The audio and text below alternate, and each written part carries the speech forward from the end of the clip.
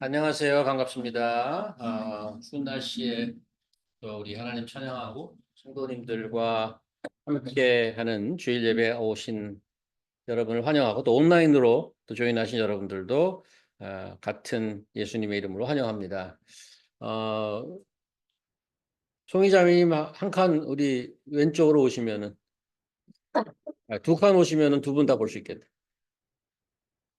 얼굴이 워낙 사람이 많다 보니까 얼굴이 가리네.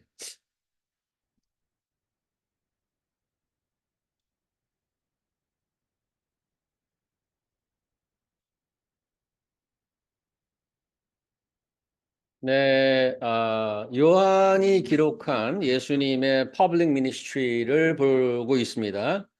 인간으로서는 불가능한 여러 기적과 이제 가르침을 주고 계시는 중에 점점 더 사람들의 주목을 받기 시작하고, 유대 종교 지도자들은 이제 대놓고 그를 붙잡으려고 하지만 사람들의 눈이 있어서 쉽사리 실행에 옮기지 못하고 있습니다. 유대교 가장 큰 명절인 초막절 예루살렘에서 그의 행적에 대해서 여기저기서 수군거리는 정황이 포착이 되고 특별히 예수께서 하신 말씀으로 인해서 그들이 예수님을 체포하는 일에 좀 더 혈안이 되어 있습니다. 지난 시간 예수께서는 이렇게 말씀하셨죠. 내가 너희와 함께 조금 더 있다가 나를 보내신 이에게 돌아가겠노라. 너희가 나를 찾아도 만나지 못할 터이요 나 있는 곳에 오지도 못하리라.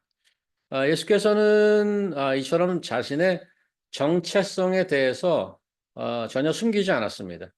하늘로부터 보내심을 받은 자임을 아예 대놓고 가르쳤습니다. 사실은 그냥 일반적으로 사람들이 듣기에는 좀 쇼킹할 수 있죠. 아니면 뭐 사기꾼이라든가 미쳤다든가 이런 생각을 가질 수 있습니다. 그런데 그걸 계속 가르치셨고, 이제 그렇게 하늘로부터 오신 분이 다시 자기를 보내주신 이에게 돌아가겠다라고 말씀하십니다. 오늘 본문 이전에 이러한 예수 그리스도의 말씀에 대해서 사람들의 여러 가지 반응이 있었는데 잠깐 거길 보고 가겠습니다. 요한복음 7장 다음 페이지 한번 보여주시면 예수에 대하여 무리 중에 수군거림이 많아 어떤 사람은 좋은 사람이라고 하고 어떤 사람은 아니라 무리를 미혹한다 하더라. 이제 의견이 갈리죠. 40절로 내려오면 무리 중에 어떤 사람은 이 사람이 참으로 그 선지자라 하며 어떤 사람은 그리스도라 하며 또 어떤 이들은 그리스도가 어찌 갈릴리에서 나오겠느냐. 예수님의 출신을 보고 저기서는 도저히 그리스도가 나올 수 없어. 저 사람은 그리스도가 아닌 게 분명해. 그 출신을 보고 또 이렇게 얘기하는 자들도 있었습니다. 그래서 사람들 사이에 끊임없이 갑론을박이 계속 나오는 상태였습니다. 그래서 오늘 본문은 이런 상황 속에서 유대교 지도자들인 대제사장과 바리새인들이 예수를 잡으려고 사람을 보냈고 그들이 예수를 못 잡고 그냥 돌아왔습니다.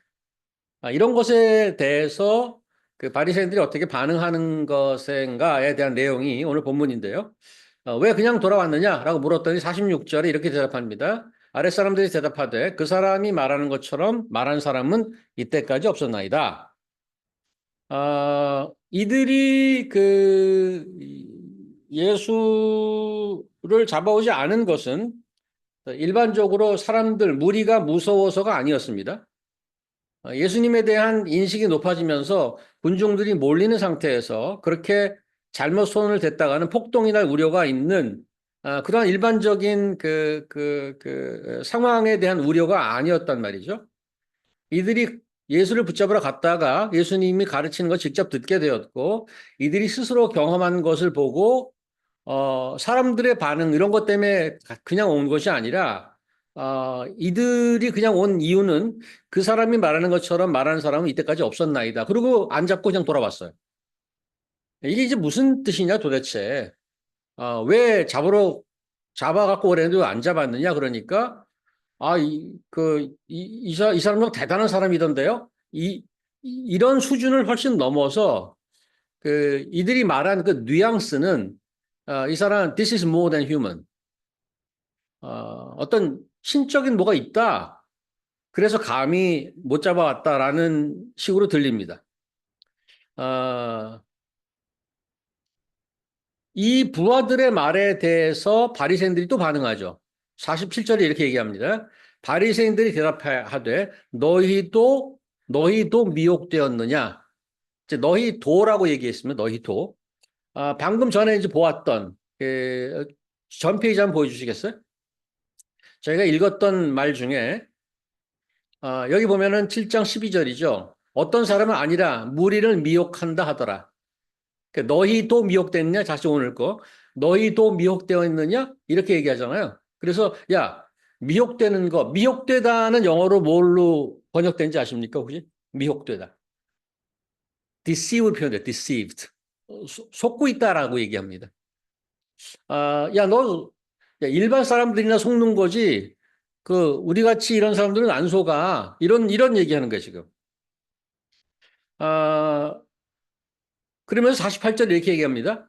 당국자들이나 바리새인 중에 그를 믿는 자가 있어? 여기 당국자란 권력을 가진 사회의 그 상위 계층을 얘기합니다. 이들이 말하는 것을 이제 우리식으로, 우리 그냥 일반 대화를 풀어서 얘기하면 저는 이렇게 들려요. 야, 예수를 믿어? 야, 지식층에서 예수 믿는 사람 봤어? 배운 사람들, 신앙 있는 사람들, 신실한 사람들은 저 예수 같은 인간은 안 믿지. 너희도 속은 거야. 너희들이 배우기를 했냐? 율법을 하냐? 율법을 모르는 자들은 아예 저주받은 자들이라고. 야, 우리가 가르칠 때 잘 배워도 저 예수 같은 인간 따라가지 말고. 이런 뉘앙스예요. 바리새인들은 유대 사회에서 신앙이나 율법의 지식에 관해서는 가장 인정받던 최상위 그룹입니다. 그들이 예수님에 대해서 갖고 있는 생각 이전에 지금 이 본문을 보시면 이들이 보통 자기들이 같이 살고 있는 유대 일반인들, 일반 시민들을 바라보는 시각을 우리가 엿볼 수가 있죠. 대단히 좀 차별적인 시각을 갖고 있고 그들을 얼마나 폄훼하고 있는지 이 한마디에 다 담겨져 있습니다. 당국자들이나 바리새인 중에 그를 믿는 자가 있어? 아, 근데 여기 이제 의외의 인물이 등장합니다. 갑자기. 50절이죠. 그 중에 한 사람, 곧 전에 예수께 왔던 니고데모가 그들에게 말하라. 이 니고데모가 갑자기 등장. 니고데모 누군지 아시나요? 요한복음에 어디서 등장해요? 이미 등장했습니다. 요한복음에. 여기 지금 우리가 7장에 와 있는데 요한복음 몇 장인지 기억하세요? 요한복음 3장에 등장합니다. 거기서 유명한 구절이 나오죠. 하나님이 세상을 이처럼 사랑하사가 나옵니다. 그 니고데모가 등장하고 나서 니고데모는 공회원 당시 유대의 최고 결정기구죠. 산헤드린의 멤버이자 종교적 지파로는 바리새인이었어요. 그 사람이 갑자기 등장해요. 그때 이제 밤에 예수님을 찾아왔다가 야단만 맞고 돌아가잖아요. 야, 네가 선생이야? 선생이 이것도 몰라? 어? 물과 성령으로 거듭나지 않으면 하늘 나라에 못 들어가. 뭐 그냥 완전히 뭐라 그러나요? 망신만 당하고 돌아간. 근데 이제 굉장히 니고데모에게는 엄청난 경험이었던 것 같습니다. 여기서 지금 예수님을 서포트하는 듯한 말을 하죠. 여기서 51절 이렇게 얘기합니다. 우리 율법은 사람의 말을 듣고 그 행한 것을 알기 전에 심판하느냐? 이게 쉬운 말로 말하면 요즘 한국 이제 국회 무슨 그 상임위원회 같은 거를 제가 가끔 보는데 거기에 이제 이런 말이 많이 나와요. 법적 용어가 많이 나오는데 충분히 소명이 되었다라는 말하죠.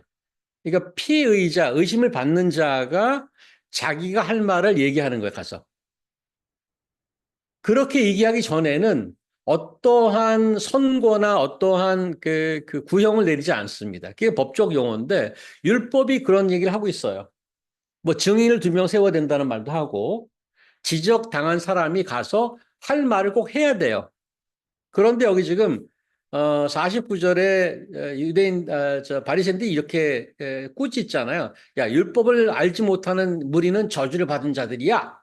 그랬더니 니고데모 율법의 최고 고수죠. 율법 학자가 나오더니 우리 율법이 사람 말을 듣지도 않고 그 행한 것을 알기도 전에 심판해. 답은 아니오예요, 사실은.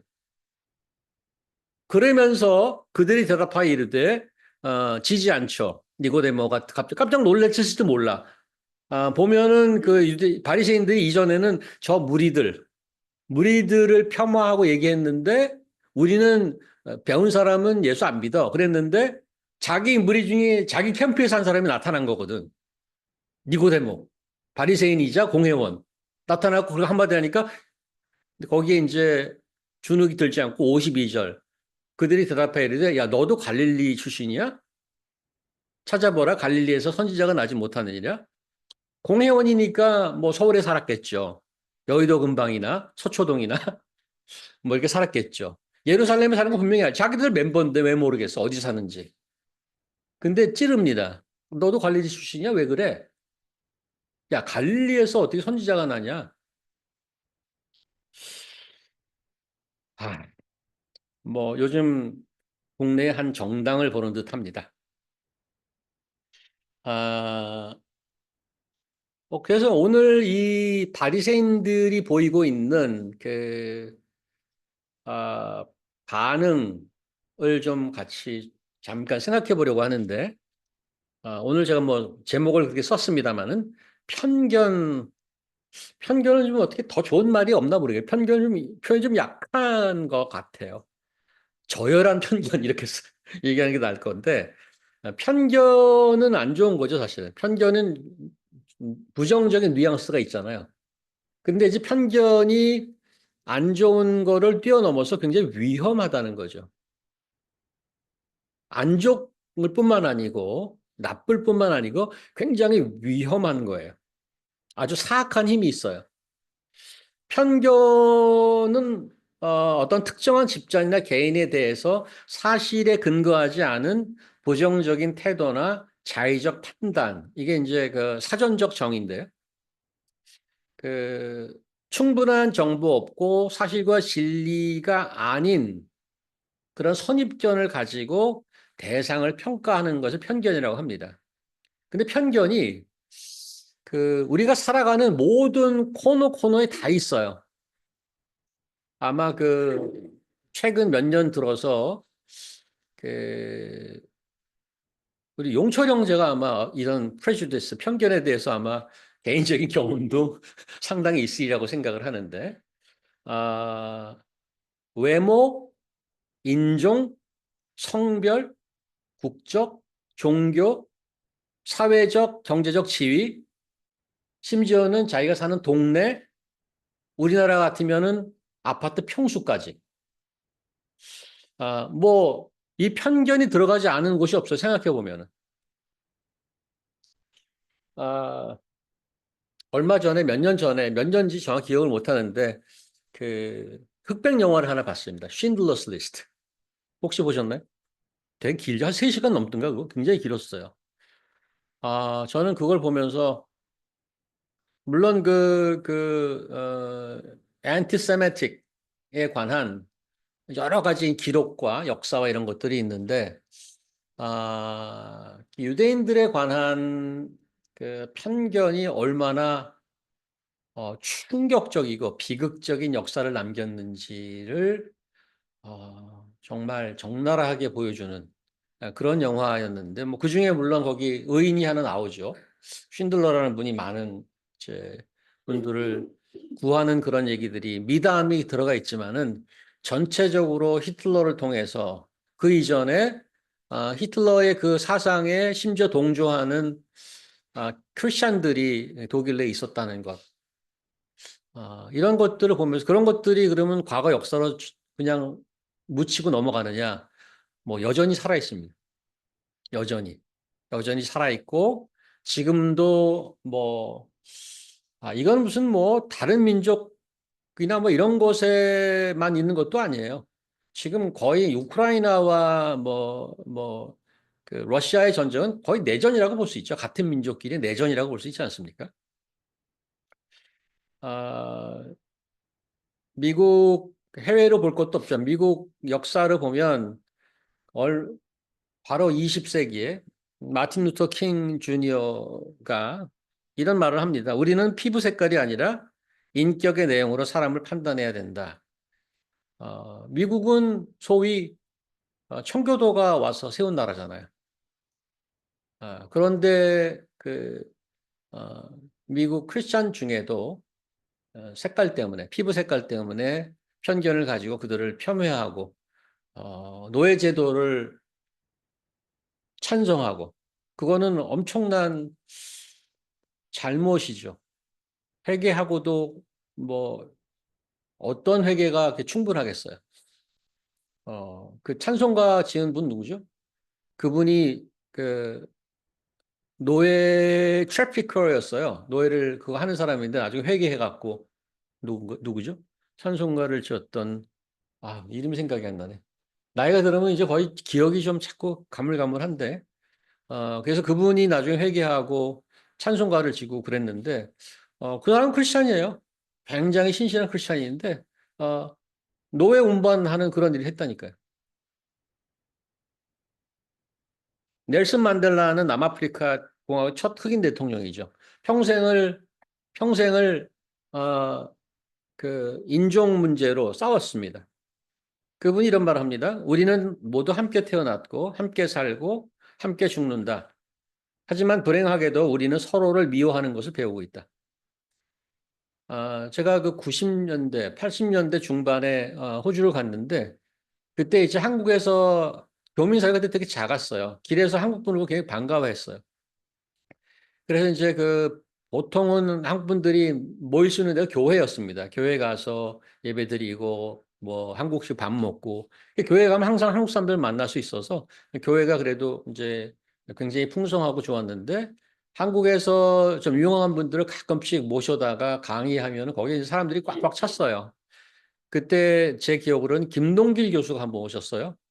김동길 교수 오셔서 이제 교민들을 격려하고 그러면서 뼈 때리는 진리를 하나 지금도 기억이 나요. 그게 한 3, 40년 된 전인데 여러분들 여기 호주가 백호주의였잖아요, 원래. 백호주의라서 굉장히 인종차별이 심했던 나라입니다. 근데 법적으로 물론 그 금지를 시켰죠. 그래서 인종에 관한 얘기 뭐 이런 거 하면은 법으로 걸립니다.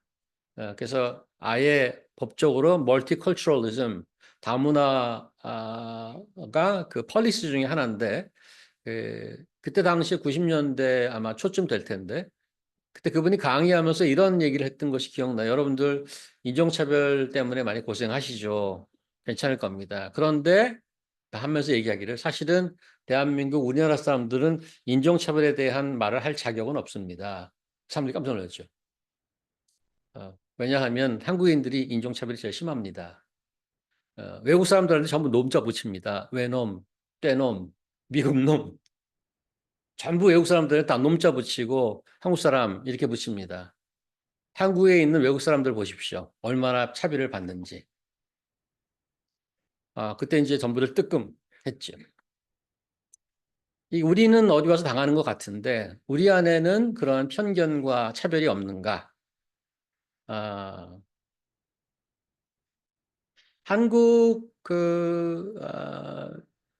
정치 상황을 요즘 보면서 되게 위험했잖아요. 하마터면 이런 얘기를 요즘 많이 합니다. 하마터면 되게 위험했습니다. 근데 그 지도자라는 한 사람의 편견이죠.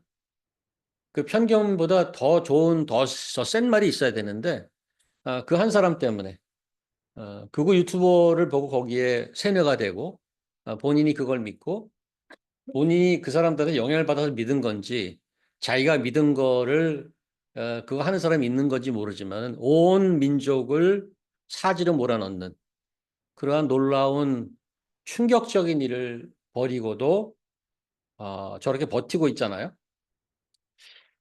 아, 그래서 저는 짧은 구절이지만 바리새인들이 이 유대인들에게 예수님에게 보였던 편견, 심지어는 자기 민족 사람들에게도 보여줬던 그 편견. 근데 제가 그것을 위험하다고 그랬는데 어떤 면에서 위험하다면 사람들을 파괴하는 힘이 있습니다. 그런데 예수를 편견으로 보고 진리에 상관없이 자기들이 알고 있다는 지식에 굉장히 메커니컬하게 사람들을 판단하고 정죄하고 이벨리에이트하고 그래서 사실은 하나님이 예수님을 통해서 보내주시는 구원에 대해서 멀어지는 거잖아요. 삶과 죽음을 넘어서 영원한 삶과 영원한 죽음이 그런 편견 때문에 결정된다고 하면은 놀라운 위험성이 있는 것입니다. 저는 그래서 여러분과 제가 미국 땅에서 편견으로 차별받을 수 있습니다. 예, 그러면서 예수께서 받으신 그 경험과 그런 어려움들을 보면서 저희가 주변을 돌아봐야 되지 않겠나 하는 생각이 듭니다. 우리는 다른 사람들에 비해서, 다른 사람들에 대해서, 심지어 우리나라 사람들에 대해서 이 미국에 와서 살고 있는 다른 민족, 다른 것에 대해서 그런 생각을 갖고 있지 않은지 그렇게 조금이라도 변해간다면 제일 편한 우리나라를 떠나서 외국에 나와서 살아가면서 그만큼 성장하는 게 아닌가. 국내에 있으면 모를 수도 있어요. 나름대로 사람들이 다 손가락질하면 같이 손가락질하고 그럴 수 있으니까. 여기 나와서 내가 차별을 받으면서 나는 그렇게 살면 안 되지. 내가 차별받아서 남을 차별하는 것만큼 그런 어리석음이 어디 있습니까? 가장 중요한 것은 뭐냐면 진리에 입각하고 있는가입니다. 누구를 좋아하고 누구를 편을 먹고 이런 것이 중요한 것이 아니고 진리에 입각하고 있느냐. 하나님께서 끊임없이 그 얘기를 하죠. 영생이 무엇이냐? 영생이 무엇이냐? 영생이 무엇이냐? 하나님을 아는 지식이라고 그래요.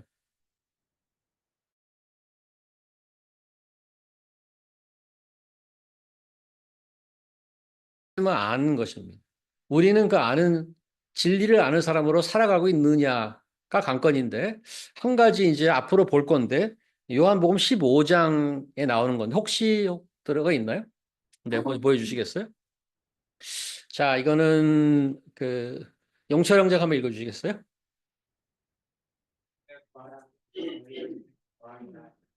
가지가 포도나무에 붙어 있지 아니하면 스스로 열매를 맺을 수 없음 같이 너희도 내 안에 있지 아니하면 그러하리라.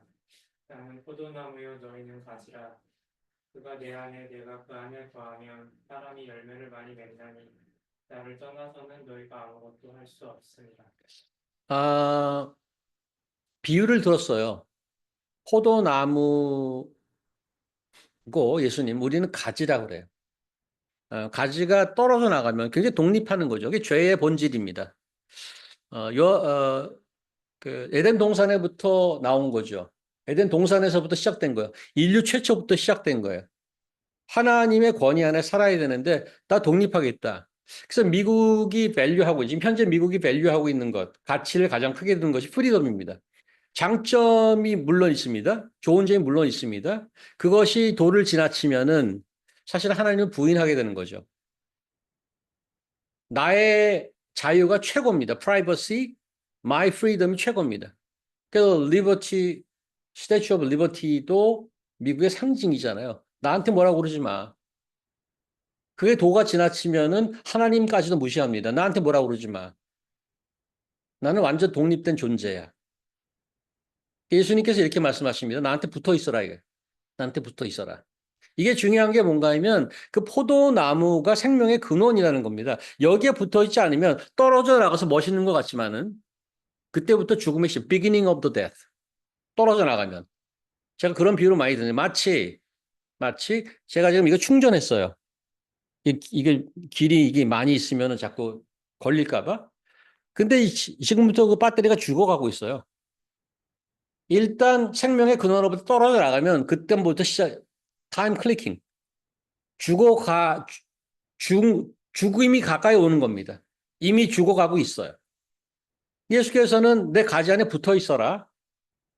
영생의 표시가 뭔가 하면 열매를 맺는 겁니다.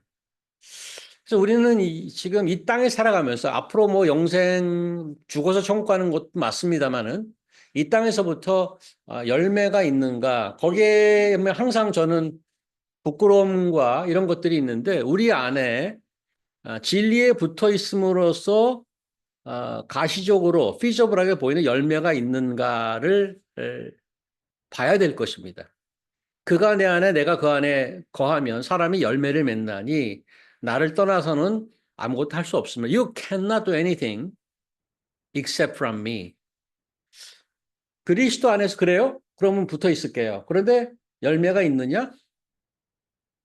프루트풀한 열매가 있는 삶을 살고 있느냐는 우리가 제대로 예수를 믿고 살고 있느냐의 리트머스 테스트가 될 것입니다. 여러분과 제가 어떤 열매를 맺고 있는지 그것을 봐야 될 줄 압니다. 오늘 그 유대인들의 편견을 보면서 남을 폄훼하는 것뿐만 아니고 위험하다고 그랬습니다. 파괴하는 힘이 있습니다. 그래서 역사적으로 엄청난 편견 때문에 벌어진 비극이 계속되고 있고 지금도 계속되고 있고 우리나라에서도 계속되고 있습니다. 그럼 우리는 어떻게 살아가겠느냐? 이 진리이신 생명의 근원이신 예수 그리스도께 붙어서 거기서 열매가 있는 삶이 되기를 간절히 바랍니다. 기도하겠습니다. 하나님 감사합니다. 어, 저희는 여기저기 듣는 것도 많고 영향받는 것도 많아서 이리저리 휩쓸리기 쉬운 존재입니다. 어, 생명나무이신 포도나무이신 예수 그리스도께 흔들리지 않는 가지로 잘 붙어 있을 수 있도록 하나님 인도하여 주시옵소서. 진리를 볼 수 있는 믿음의 눈을 허락하시고 메시지가 난무하고 소문이 난무하는 이 21세기에 빛 되신 예수 그리스도와 생명이 계신 하나님을 바라보며 열매를 맺어가고 사람들을 주 안에서 세워가는 그런 삶이 될 수 있도록 하나님 인도하여 주시옵소서. 감사하며 예수님 이름으로 기도합니다. 아멘.